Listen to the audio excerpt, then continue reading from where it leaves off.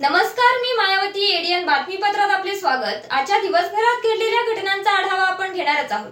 त्यापूर्वी नजर टाकूया आजच्या ठळक घडामोडींवर. मनोज जरांगे यांची अचानक प्रकृती बिघडली. शहरातील रुग्णालयात उपचारासाठी दाखल. प्रकृती स्थिर असल्याचा डॉक्टरांचा दावा.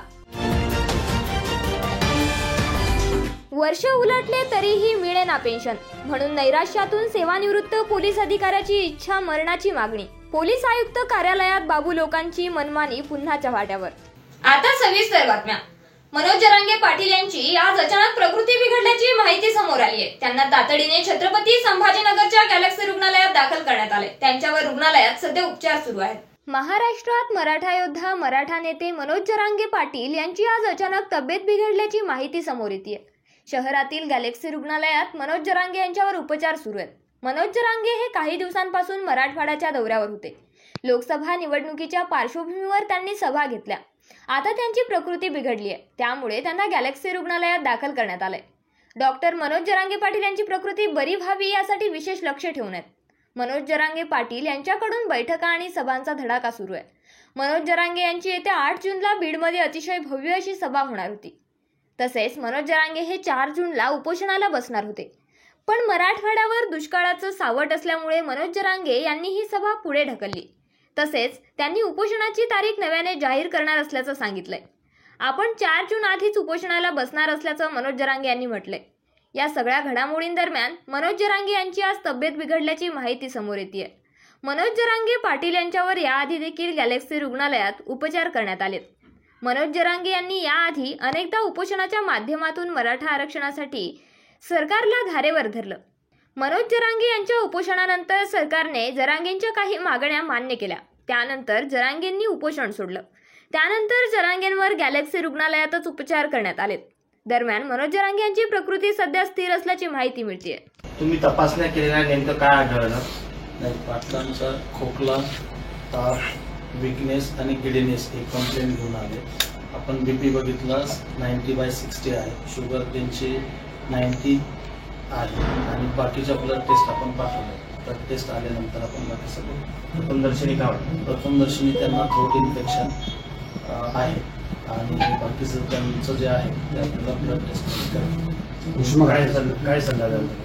नाही, त्यांना मी तर रेस्ट आणि ऍडमिशनचा सल्ला देतो. डिहायड्रेशनचा त्रास हो नक्की आहे. डिहायड्रेशन आता सध्या स्थिर आहे, पण त्यांना कंप्लेंट्स आहेत. त्यांचा फीवर होता, कफ होता, गिडीनेस आहे, वीकनेस आहे. हे सगळे कंप्लेंट्स आहेत. तर आपण त्यांना एकदा इव्हॅल्युएशन करू. खुलताबादचे तत्कालीन तहसीलदार सुरेंद्र देशमुख यांच्यावर शिस्तभंगाची कारवाई करावी असा आदेश राज्य माहिती आयोगाने विभागीय आयुक्तांना दिला असल्याची माहिती अर्जदार वीरेंद्र सीताराम वाघ यांनी एडीएन सोबत बोलताना दिली. राज्य माहिती आयोग खंडपीठ छत्रपती संभाजीनगर यांनी एक निर्णय देण्यात आलेला आहे. तर मी या प्रकरणी जनमाहिती अधिकारी तथा तलाठी सजा खुलताबाद बंडू आव्हाड यांना मी माहिती अधिकारात अर्ज माहिती घेतली होती की अवैध वाहतूक करणारे, गौण खनिज वाहतूक करणारे यांच्याविषयी माहिती मागितली होती. परंतु यांनी माहिती कुठे मागितली होती तुम्ही? कार्यालय, तहसील कार्यालय ते अर्ज करण्यात आला होता आणि त्यानंतर त्यांनी वर्ग 6-3 वर्ग केला होता तलाठीकडे. तर त्यानंतर त्यांनी काही माहिती दिली नाही, म्हणून मी प्रथम अपील सादर केले. तर प्रथम अपील सादर केले तरी पण मला कुठल्याही प्रकारचा आदेश आणि त्यांनी तत्कालीन जे होते त्यांनी कुठलाही निर्णय दिला नाही. म्हणून मी राज्य माहिती आयोगाकडे गेलो आणि राज्य माहिती आयोगाने असा आदेश दिलेला आहे की तत्कालीन विद्यमान जे आता तलाठी आहे त्यांनी 30 दिवसाच्या आत माहिती अधिकाऱ्याला माहिती देण्यात यावी आणि त्यानंतर कलम 19(8) ग व 20(1) नुसार का कारवाई करण्यात येऊ नये म्हणून त्यांना 30 दिवसाच्या आत खुलासा मागितलेला आहे. त्यानंतर प्रथम अपील अधिकारी जे होते तर त्यांनाही तहसीलदार खुलताबाद यांनाही 19(6) चा भंग केला आहे. म्हणून यांच्यावरही शासन परिपत्रक प्रमाणे शिस्तभंगाची कारवाई करण्यात यावी असा आदेश विभागीय आयुक्त यांना देण्यात आलेला आहे. आणि यापुढेही मी सदरील बंडू आव्हाड तलाठी त्याचप्रमाणे तहसीलदार यांची यापुढे या प्रकरणामध्ये जनधन मालमत्ता किंवा स्थायी मालमत्ता अशा प्रकारची माहिती मागणार आहे आणि पुढील पाठपुरावा माझा चालू राहणार आहे. आणि जे पण आणखी जनमाहिती अधिकारी असेल तर त्यांनाही मी माहिती मागितली आहे, तर त्यांनी जर नाकारलं तर माझा पाठपुरावा आणि माझा लढा हा पुढे चालूच राहणार आहे. गंगापूर लासूर नाका येथे चिंतामणी मोबाईल शॉप आणि इलेक्ट्रॉनिक या दुकानाला भीषण आग लागली. आग लागल्याची माहिती मिळताच मोरया रुग्णवाहिका चालक सागर शेजवळ यांनी स्थानिकांच्या मदतीने पाण्याचे टँकर बोलावून तात्काळ ही आग विझवली. गंगापूरमध्ये लासूर नाका येथे चिंतामणी मोबाईल शॉप आणि इलेक्ट्रॉनिक या दुकानाला भीषण आग लागली. बघता बघता आगीने रौद्र रूप धारण केले. याबाबत माहिती मिळताच मोरया रुग्णवाहिका चालक सागर शेजवळ, सौरभ आमराव, भूषण हिवाळे, करण खोमणे, सुनील राजपूत, अमर राजपूत, समीर शेख यांनी केतन आरसुळे, महेश पानखडे, कुणाल पानखडे, आकाश आमराव, काही अतिश टेमकर, गंगापूर स्टेशन होमगार्ड यांनी साथ देत गंगापुरातील नागरिकांनी पाण्याचे टँकर बोलावून तात्काळ ही आग विझवली. सुदैवाने सदर घटनेत जीवितहानी झाली नाही. मात्र या घटनेतून स्थानिक नागरिकांच्या ऐक्यामुळे समयसूचकतेमुळे आग आटोक्यात आणण्यात यश मिळाले. पोलीस दलातून सेवानिवृत्तीनंतर 1 वर्ष उलटून पेन्शन लागू झाली नाही म्हणून एका सेवानिवृत्त फौजदाराने इच्छा मरणाची मागणी राज्याचे मुख्यमंत्री, उपमुख्यमंत्री तथा गृहमंत्री, पोलीस महासंचालक यांच्याकडे केली आहे. ओपन हार्ट सर्जरी झाल्यावर 7व्या दिवशी पुन्हा त्यांनी कार्यालय गाठले असता बुधवारी पुन्हा निराशाच त्यांच्या पदरी पडल्याने त्यांनी इच्छा मरणाची मागणी केली असल्याची धक्कादायक माहिती समोर येते. नजीर खान, सुभान खान पठाण यांनी इमाने एतबारे पोलीस दलात सेवा बजावून ते हवालदार, सौफो अशा पदांवरती पदोन्नती मिळाली व पोलीस उपनिरीक्षक म्हणून सेवानिवृत्ती झाले. 40 वर्षापासून पोलीस दलात निष्कलंक सेवा देऊनही पेन्शन योजनेसाठी कार्यालयात त्यांना चक्रा माराव्या लागतात. म्हणून नैराश्यातून सेवानिवृत्त पोलीस उपनिरीक्षकाने इच्छा मरणाची मागणी केली आहे. पोलीस आयुक्त कार्यालयात नजीर खान, सुभान खान पठाण हे पेन्शन संबंधी कागदपत्र देण्यासाठी गेले. त्यांनी सेवापट बघितला असता सेवापटात त्यांच्या जन्मतारखेची चुकीची नोंद करण्यात आली आहे. त्यांनी जन्मतारखेत दुरुस्त करण्यासाठी दिनांक 26 नोव्हेंबर 2022 रोजी पोलीस आयुक्त यांना पत्राद्वारे कळविले होते. तसेच सेवा ज्येष्ठता यादीमध्ये नजीर खान, सुभान खान पठाण सेवानिवृत्तीचा दिनांक 30 जून 2023 असे असताना देखील पठाण यांना 1 महिना म्हणजेच दिनांक 31 मे 2023 रोजी सेवानिवृत्त केल्याचा प्रकार घडलाय. 40 वर्ष पोलीस दलात निष्कलंक नोकरी केली. सेवानिवृत्त होऊन 1 वर्ष झाले तरी देखील अद्यापपर्यंत पेन्शन योजना लागू झाली नाही. म्हणून त्यांनी हे टोकाचे पाऊल उचलले. पोलीस आयुक्त कार्यालयात कार्यरत असलेले बाबू हे सर्व परिचित आहेत. त्यांनी सेवापटावर केलेले काम हे आयुष्यभरासाठी पाठपुरावा करणारे ठरते.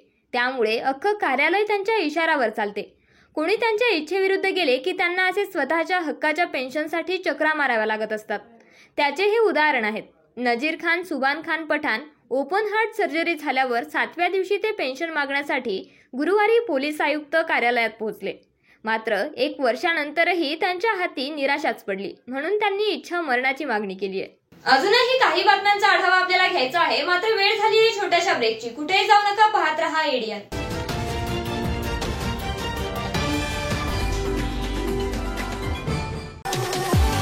संभाजीनगरकरांसाठी खुशखबर खुशखबर खुशखबर. आता केशर, हापूस, लंगडा, गुलाब खास, इमरती, सफेद मालोदा, काला मालोदा, शक्करगोटी, अल्फान, खुदूस, मलगोबा, चीनी मलगोबा, राजापुरी, सिंधू, मुर्शेदाबादी, बदाम, खोबरा, तमचा, बत्ताशा, पायरी, हुर, दूध पेडा, दिलपसंद, निरंजन, तोतापरी, गावरान केशर, माया, केंड, टॉमी, लिली, ऑमलेट, अगरबत्ती, गावरान, दशहरी. मंडळी, ही सगळे आंब्यांची नावं आहेत आणि हे सगळे आंबे आपल्याला खायला मिळणार आहेत तेही आपल्या शहरात म्हणजेच छत्रपती संभाजीनगर मध्ये. कृषी विद्यापीठ फळ संशोधन केंद्र, हिमायतबाग, छत्रपती संभाजीनगर येथे हे विविध प्रजातीचे आंबे आपल्याला खायला मिळणार आहे. तर वाट कसली पाहताय? आताच भेट द्या आणि या निरनिराळ्या आंब्यांची नैसर्गिक पद्धतीने, ऑर्गॅनिक पद्धतीने पिकवलेल्या आंब्याचा मनमुराद आनंद लुटा. तर आजच संपर्क करा. सचिन कुंढारे 9975 51 11 42, दिलीप जाधव 94 21 66 70 02, गणेश उंद्रे 88 30 67 46 58. आता नैसर्गिक पद्धतीने पिकवलेला आंबा थेट हिमायतबाग ते ग्राहक. मस्त मास्क पहना रे तूने। Thank you sir. वो जान बचाने के लिए पहनना पड़ता है ना सर। रेडीमेड है या टेलर मेड है? ऑनलाइन ऑर्डर किया है सर। एक और है क्या? है ना सर। देना। बहुत मस्त लगे आपको। ये ना सर। ये ना भाई, जान बचाने के लिए बाइक चलाते वक्त सिर्फ खोपड़े पे मास्क पहनेगा तो खोपड़े को कौन बचाएगा? समझ गया सर। हेलमेट ऑनलाइन ऑर्डर कर, वरना हमेशा के लिए ऑफलाइन हो सकता है। Okay sir. ये ले। चल हम ये भी ऑनलाइन भर दे। हेलमेट पहने, ट्रैफिक नियमों का पालन करे, जिंदगी के सफर को सुरक्षित रखे।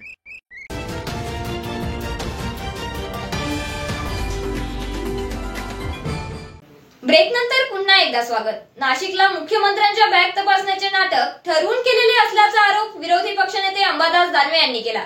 त्या दिवशी 19 बॅग कोणत्या हॉटेलात नेला त्याची चौकशी करण्याची मागणी त्यांनी केली आहे। ज्या नाशिकला माननीय मुख्यमंत्र्यांच्या बॅग चेक करण्याचं नाटक केलेलं आहे, हे ठरवून केलं नाटक आहे। बॅग उचलणारे कोण, मुख्यमंत्र्यांचे त्या दिवशीचे बॅग उचलणारे कोण होते, कालचे बॅग उचलणारे कोण, आणि ह्या सगळ्या गोष्टी ठरवून केल्या दिसतात। खरं तर त्या दिवशीच्या बॅग एका दिवसात 2 तासाच्या प्रवासासाठी 19 बॅग लागतात। आज 2च बॅग तपासल्या, आज का 19 बॅग घेऊन आले तुम्ही? त्या दिवशी 19 बॅग का होत्या? आणि म्हणून त्या दिवशीच्या बॅग आल्यानंतर कुठे कुठे गेल्या, कोणत्या हॉटेलला गेल्या, कोणाला पोहोचल्या, याचं तपास होण्याच्या या 2 बॅग तपासल्या। तुमचे सोशल मीडियाचे लोक, तुमचे लोक शूट करतात आणि तुमचेच लोक व्हायरल करतात। पुढे याला काय ऑथेंटायझेशन आहे का? कुठंच नाही। त्यामुळे ह्या गोष्टी सगळ्या फेक आहे, लोकांच्या डोळ्यात धुळफेक करण्याचा प्रकार आहे। खरं तर आमची तक्रार त्या दिवशीच्या बॅगविषयी ती काही केलेली नाही। त्याचं खरं तर ज्या सुरक्षा यंत्रणा याची जबाबदारी आहे। तुम्ही एकाला सोडणार, एकाला एक न्याय, दुसऱ्याला एक न्याय। निवडणूक आयोगाने याची दखल घ्यावी। सलग दुसऱ्या दिवशी मनपाने तिरुपती पार्क सिडकोतील 27 अनधिकृत नळ खंडित करण्यात आले असून महानगरपालिकेच्या पथकामार्फत सदर कारवाई करण्यात आली आहे। सिडको यांच्यार येथील तिरुपती पार्क मधील 38 अनधिकृत नळ जोडण्या खंडित करण्यात आल्या।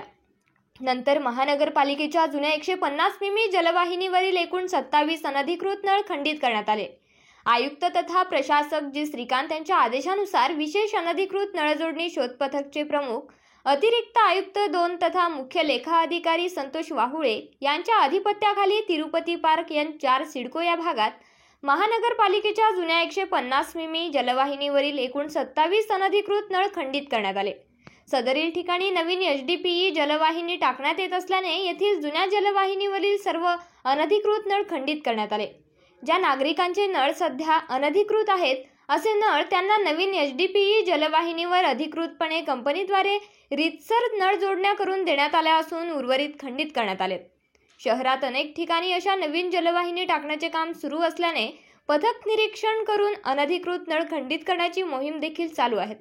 सदरील कारवाई उपअभियंता महेश चौधरी, पथक अभियंता रोहित इंगळे, कनिष्ठ अभियंता कल्याण सातपुते आणि पथक कर्मचारी मोहम्मद शरीफ, वैभव भटकर, स्वप्नील पाईगडे, तमीज पठाण, सागर डिघोळे, तुषार पोटपिल्लेवार आदींनी पूर्ण केली, असे पथक अभियंता रोहित इंगळे यांनी सांगितले।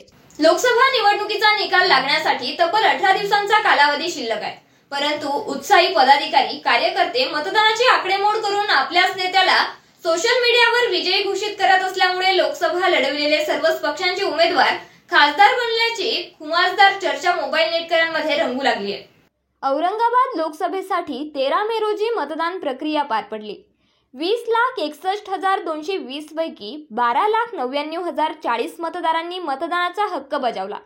यंदा 37 उमेदवार मैदानात होते। त्यापैकी खरी लढत ही MIM, महाविकास आघाडी, महायुती, 2 अपक्ष उमेदवार यांच्यात झाली। कोणत्या उमेदवाराने कुणाची मते खाल्ली, कोण जिंकणार, कुणाचा पराभव होणार हे तर 4 जून रोजीच निकालातूनच स्पष्ट होईल। परंतु त्याआधीच अनेक अतिउत्साही कार्यकर्त्यांनी गोळाबेरीज करून आपल्या नेत्यांना विजयी घोषित करून खासदारही बनवून टाकल्याचे चित्र सोशल मीडियावर पाहावयास मिळत आहेत। अनेक नेते, पदाधिकारी हे निवडणूक प्रक्रियेत कुठेच दिसून आले नाहीत। त्यामुळे निकाल कुणाच्या बाजूने लागणार हे सांगणे राजकीय विश्लेषकांनाही अवघड झाले आहे। अशात उमेदवारांच्या जवळचे पदाधिकारी, कार्यकर्ते मात्र हार मानायला तयार नाहीत। कोणत्या भागात किती मतदान कुणाला मिळाले याची टोटल मारून आमच्याच नेत्याचा विजय होणार असे दावे सोशल मीडियावर करू लागलेत। औरंगाबाद लोकसभा मतदारसंघात उमेदवारांची संख्या जास्त होती. अपेक्षेपेक्षा कमी मतदान झाले. कोणता उमेदवार निवडून येईल याचा राजकीय जाणकारही अंदाज बांधू शकत नव्हते. मतदारांच्या मनात काय होते त्याबाबत नक्की कुणालाच सांगता येत नाही. तथापि जो निवडून येईल तो कमी मताधिकाने विजयी होईल अशी शक्यता मात्र सारेच व्यक्त करीत आहेत. मतमोजणीपूर्वीच कार्यकर्त्यांनी आपलाच नेता खासदार झाल्याचे सोशल मीडियावर निकालच जाहीर करून टाकलाय. सध्या शहरात नेटकऱ्यांच्या खासदारांच्या निकालाची चर्चा सुरू आहे. सध्या सगळीकडे लोकसभा निवडणुकांचे देव फुटले असताना समाज माध्यमांवर एक रॅप सॉन्ग खूपच व्हायरल होत आहे.